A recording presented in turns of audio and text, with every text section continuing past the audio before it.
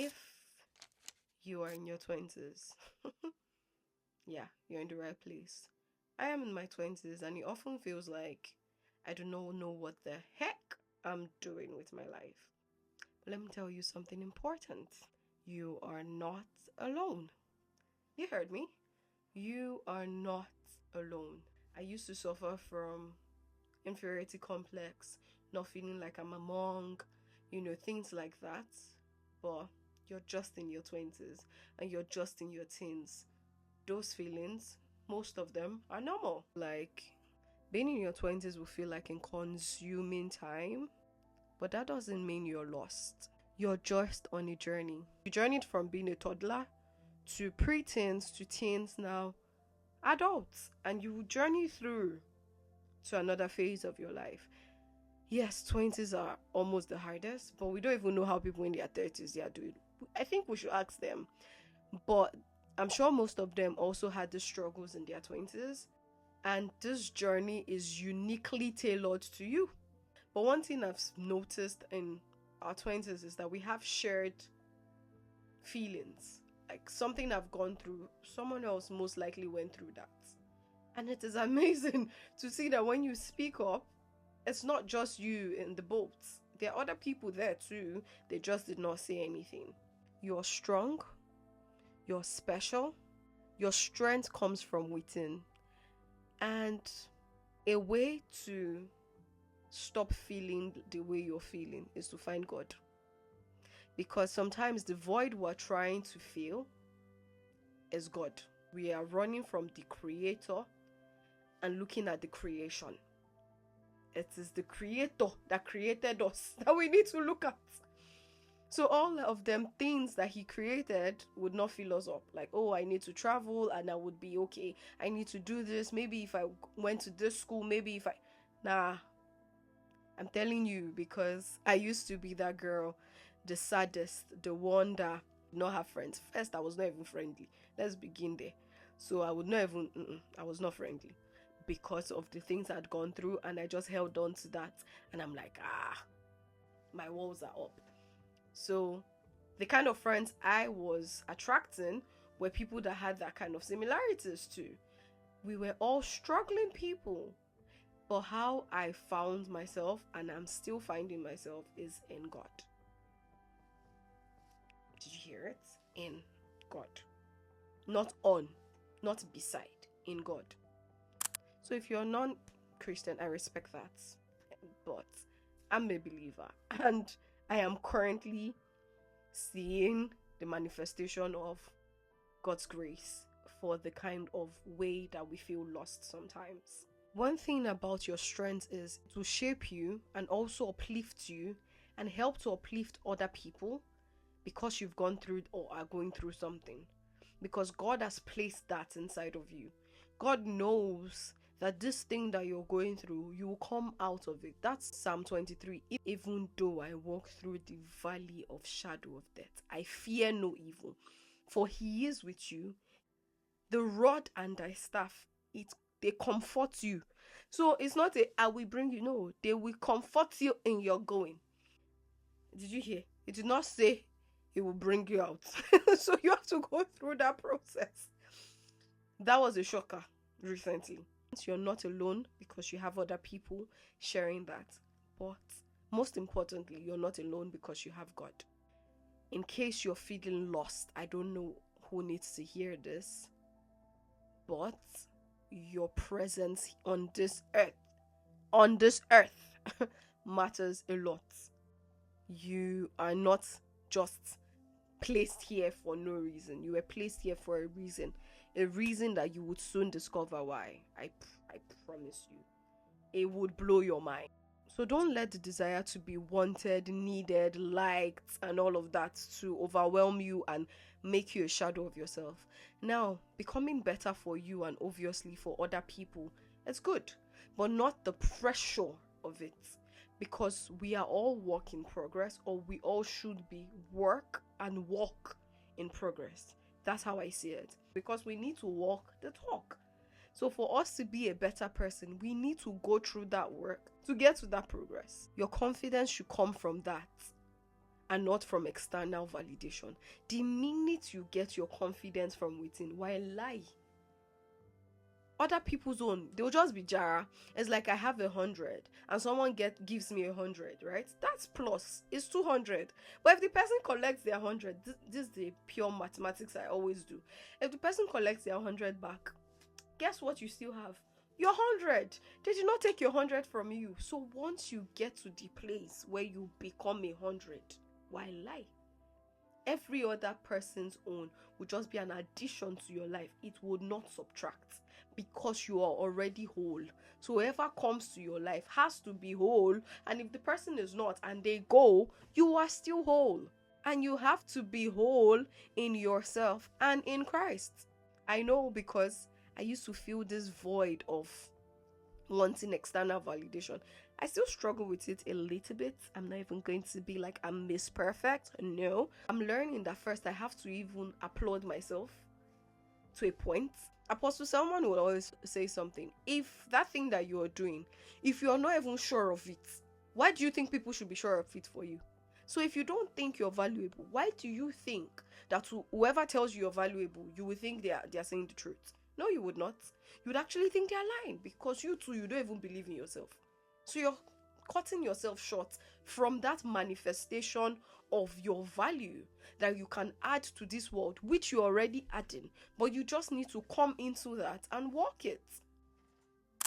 Resist the urge to fit in. Resist the urge to fit in. And it happens because you want to be seen, you want to be heard, you want people to know something.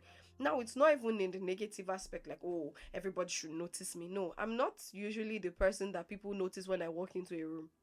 I don't even used to see myself as one fine girl or somebody that had something to offer, or, oh, I'm smart, or my confidence level, 0. I walk into a room and I would fake a call just to walk through, because I wasn't a confident person. I still struggle with social anxiety, but it's better compared to before. In a lot of this now is because, okay, I'm working on my Christ-like identity. I'm seeing that Jesus was confident. Jesus could speak. They called us light, salt of the earth. You can't be light and then be dim. Now I'm seeing that. Before, I used to be a very conk sadist. I do not like anything laughter. What is that? Who is laughter? Come on. So I still have a straight face from that, because right from childhood, I always felt alone. So I lived a life just existing. I never really lived freely. I always held on to, oh, when I get to this stage, I will do a certain thing. Or when I have these people, I will do that thing. Putting your life on hold when you don't even know if you're going to live through to see that, is a risk, oh, my brother and my sister. Don't do that. Don't. So whatever you want to do it today. Because you don't know tomorrow. You see, that thing that they say is really true. Now in God, you can, because of the grace advantage. However, you still have to do things so that they matter now. Like I always say, and I heard it from Apostle Selman, I'll make reference because Koinonia has blessed me so much. Today was yesterday's tomorrow. So if you don't do it now and you say, I'll do it tomorrow, that's your today. Your tomorrow is your today. Today was yesterday's tomorrow.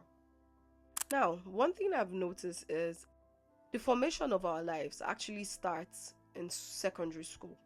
And that's very crucial, because that's where people are open to bullying, influences, both negative, positive, and our teen years shape us significantly. They are part of our stories, they are part of our whys, they are part of the people we now become.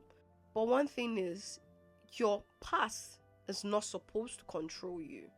It's very essential to acknowledge these experiences. Like, oh, I went through this when I was this, but they do not hold you back. Do not let them hold you back. You're better than that. You're better than that experience. You went through it, so you come out of it. So when you tell the story, for instance, you're not saying it because you want pity. You're saying it because of something you've gone through, and you're fine. So you get to a place where it becomes your scars, and your scars are your victory. Don't let that dictate who you are. Don't let that dictate what you want to become. Well, sometimes in a good way, whatever you've gone through should dictate what you want to become. I think I heard this from Pastor Laju from CCI. However, it is something that I think I've always said to myself, like whatever I did not experience, I mean good things that I did not experience, I want someone to experience it. So say I did not, like when I was growing up, I really did not experience the love aspect. That's something I want to give to somebody. I want to show that I love them in different ways because okay, I did not experience something like that. So whatever you do not experience, become that thing that you want to give people. So your past experience should shape you into forging your future for the greater good and not just, oh, you become a shadow of yourself because of that. Let's rewrite your story a little bit. How do you see yourself? No, I'll wait for you to answer. Write it down on the comment section. Are you constantly feeling like you are too much or not enough? You're lost, you don't know what you're doing, why are you even existing? Your story has been written as long as you're in Christ. As long as there is God, He predestined you before you even came to this life. He knew your thoughts. He knew. He knows the strand on your hair. Not your head, your hair. Not that He knows that you have brown color. He knows how many strands. You know you cannot count rice. He knows. So, meaning your story has been written already. That's why I think in Hebrews it said that I've come to the volume of the books that's been written about me to do your will. Just reflect on your part and recognize your growth. See how far you've come and how you've mustered courage to do the things that you thought you could not do.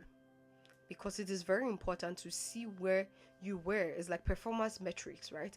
You see where you once were and where you are now and where you want to be. Have a bigger picture in your head to see what you want to become in life and steadily go to that. It's a lifestyle. It's not something that you just, it continually becomes work. It's okay to revisit your experience and your feelings, but please don't sit there. Don't let it trap you.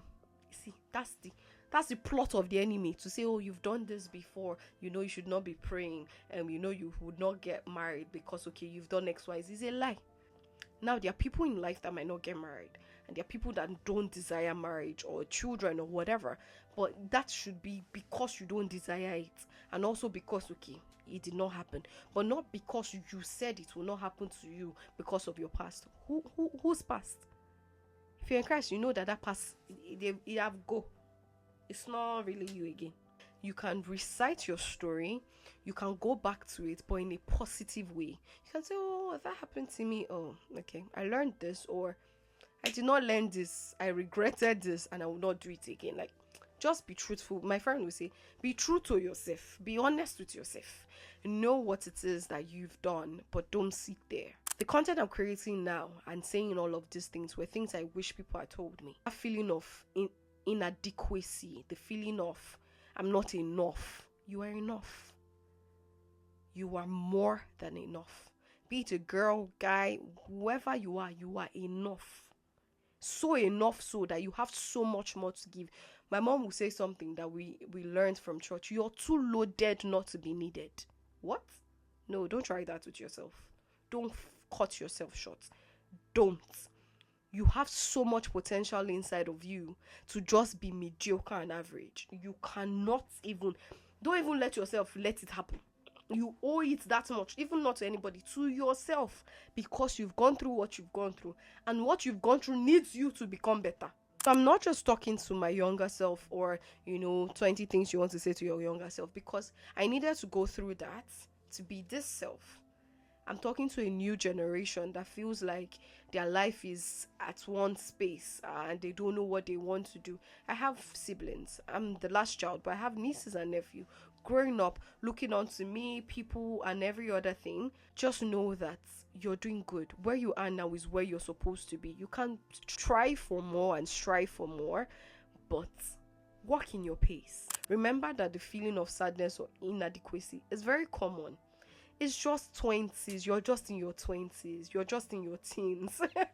Because I'm saying this because I have a nephew that always constantly say, oh, he's feeling depressed. I used to be that way. Things can be going well and I'm sad. When I mean sad, I mean horribly sad. Averagely, it's just because there is changes happening in your body. There are hormones that are going on in your body. So it changes over time. And when you get here, you see that some of those things were just normal phases of life. But things will get better for people that, okay, yes, you're struggling with loneliness, aloneness, you're struggling with feeling inadequate, you're struggling with that. Things will get better. I know that because I used to be so much lonely. Not alone. I used to be lonely. So now I've grown from that to, oh, I can be alone, but I'm not lonely. It's a different case. But I used to be so empty that was existing. Embrace and enjoy where you are now to where you're going. I learned that from Reverend Fuke Adejumo. Enjoy where you are now to where you are going. Because where you are now, you will not have it again. No. You will now go back and say, I wish I had. My dear, it has gone. Practice gratitude. See, gratitude. Hey! That's another door that you need to open. Be grateful now. That's not, sometimes it's called toxic positivity, where, oh, you're grateful and feeling like things are going bad. Well, yeah, it's not as bad as other people. No, sometimes it is bad. But just embracing where you are now to where you're going, and also just doing things to be better. Pat yourself sometimes that you're trying. Don't just sit there and say, okay, yeah, at least I don't have it as bad as people in Sudan or whatever. Sometimes that's toxic positivity, because it keeps you in that cycle of not doing more, and then you still become average and static. No, that's not what we're saying. What we're saying is, whilst you're on a work in progress journey, just keep seeing the positive in everything that you do. If you ever feel stuck, know it's a phase. It's not a permanent state. It will pass by. Take a step back, sip some wine, travel. That's why I used to always tell people, travel, clear your mind. Sometimes it's not, you are not depressed. You just need a change of environment. Sometimes you are not depressed. You will need money. You just need new clothes. You need to feel a sense of newness. See what is going on. Is it money? Let's know. I don't have, don't come for me. Just breathe. Just give yourself grace. So much grace, because life is a journey. Sometimes we get to the destination, but even that destination, there's still a journey to go, because life is in phases. Okay? So give yourself grace. Drink wine. Enjoy. Go out. Meet new people. Just have fun. If you don't want to go out like me, stay home. Watch movies. Outside self is debit alert. We really like our house. We want to live in the house that we paid rent. I say all this to say that you're more than enough. You're valuable. You're an excellent person. You know what to do part time. God is helping you with that issue that you have. You have a discerning spirit. You have the wisdom of God. Things are happening for you. Things are happening to you and your family. You are a blessed person. You are a life-giving spirit. Everybody and whoever you speak, touch, or even feel you, they are blessed through contact.